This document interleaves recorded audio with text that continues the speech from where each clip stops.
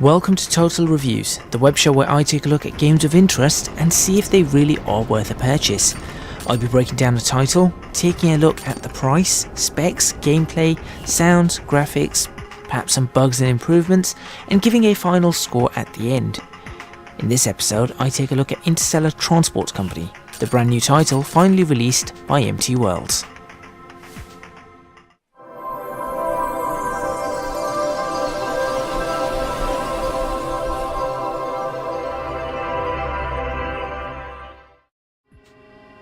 Interstellar Transport Company by MT Worlds is a strategy tycoon title in which you take the role of the CEO of a company hauling passengers and freight across systems, solar systems in space that is.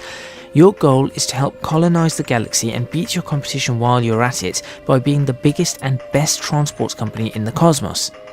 With procedurally generated maps, challenging AI and online multiplayer, there is a lot of promise in this title for replay value. But before that, let's talk about the specs and the price. Available on Windows, Mac and Steam OS/Linux, specs are actually not that high at all, with a 2.2 GHz processor and 1 GB of DirectX 11 graphics, meaning that this should run on almost any system of the last few years. Specs for Windows also state 4 GB of RAM and 2 GB of storage space, be that hard drive or SSD, whilst the operating system are Windows 7 and above, a 64-bit version of Mac OS X, and either the Steam OS or Ubuntu 14.04. As for the price, well, at the time of recording this has a price listed at £19.99, so what do you get for your money? Getting into the game, I was greeted with a simple menu, nothing fancy, but all the necessary options were there. There's a handy changelog there too for anyone who likes to read that sort of stuff, and the options, though limited, were functional and easy. Setting up a game is also really easy with a bunch of predefined games available to you at various difficulty levels. Alternatively, you could create a custom game for yourself, defining your cache, difficulty, competitors, et.al. In terms of gameplay itself, this title comes with a few basic tutorials which I ran through. They give you simple information such as how to manipulate the camera controls, how to set up a route and get a ship, and how to get things going in the game, including loans. In addition to this, as you play the title, it will give you some hints the first time around when you click on something new. However, I did find that the tutorials were rather lacking, and I wish there was a lot more available, as it leaves you in a bit of a lurch when you first start playing. In terms of the game itself, it does have a bit of a steep learning curve, but it does not take too long to get used to it. The idea is to build up your company by starting small and working your way up, exactly like most other tycoon titles. Try to expand too rapidly, too quickly, and the game will be over very, very soon. The title has some nice charts to look at, as any good title should, or any good tycoon title should I say, and things like credit ratings are also calculated, meaning that you need to think about your loans and bonds and therefore your finances quite carefully. In a way, this title reminds me a fair amount of the older railroad tycoon titles or transport tycoon titles, really going back to the basics, but it is in that comparison that I start to find problems with the gameplay now.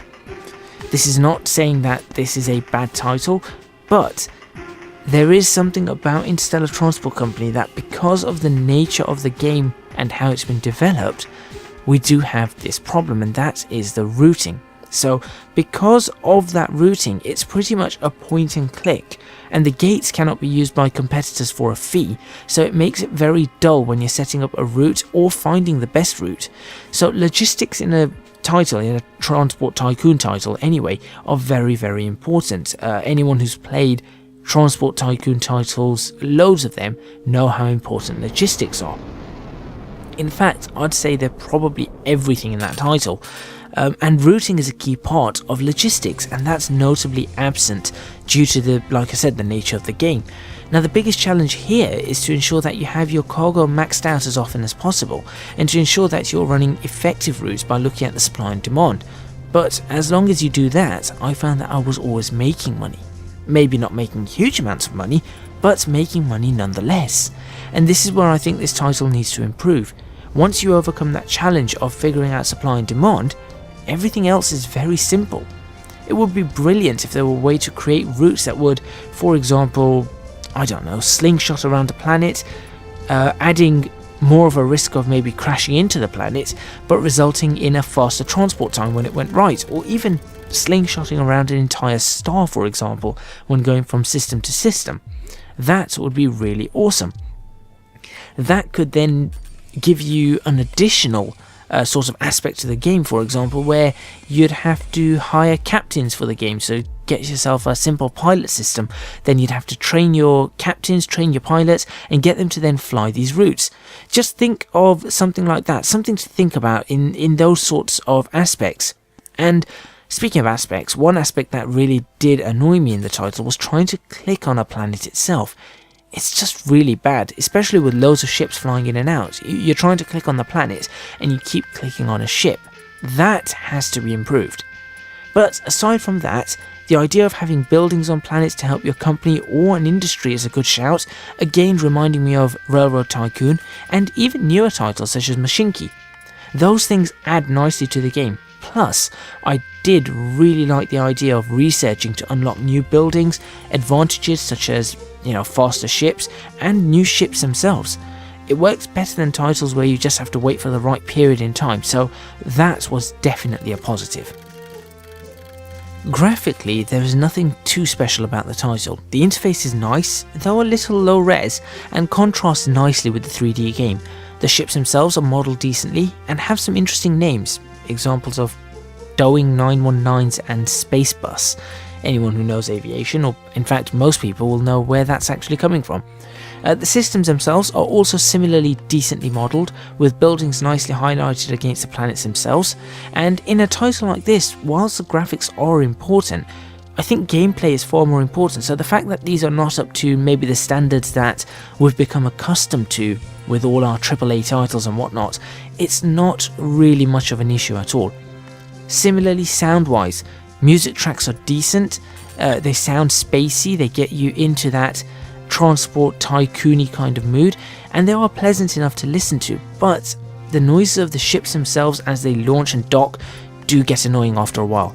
Again, this doesn't really detract from the gameplay, so I'm not really going to say much more about that. If anything, I think this title suffers from that problem of routing. I'm going to have to mention it once again, and the reason I'm saying this is because it's something that we play in so many other transport tycoon style titles.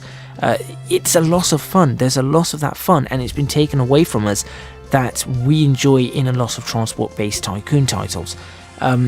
Without that, it sort of takes maybe a very key part of the game away from it. Now, all of the other systems are fairly well done, though it could do with work on how the economy works in terms of market share, leasing of gates and the like, because that would create a richer and definitely more engaging experience, but it is that routing that I think is letting it down. I can see myself playing this a little bit, but certainly not to the extent of other Transport Tycoon titles, and that's somewhat disappointing. Where it does well, like I said, is that basic economy, the research, it does research really well, and in making sure that you have to plan your routes with regards to ship usage and cargo capacity. Overall, I give this title a decent 60%. There's nothing that stands out to really captivate you, but if you like tycoon titles, space, and having a go at something different, it is one to pick up. Expect some decent playtime out of it, especially with the harder difficulties, and who knows, with some further patches and additions, it could become a title that stands higher still against the various other tycoon games. If you have a title that you'd want me to review, let me know in the comments box below, and I shall see what I can do. Also, if you've picked up Interstellar Transport Company, do let me know in the comments box whether you agree with me, whether you think I've missed something, or whether you completely flat out disagree with me. And remember, if you liked the video, be sure to click that thumbs up and subscribe to the channel complete with the notification bell. Also, check the links in the description box for my Patreon and social media. I'll see you guys next time.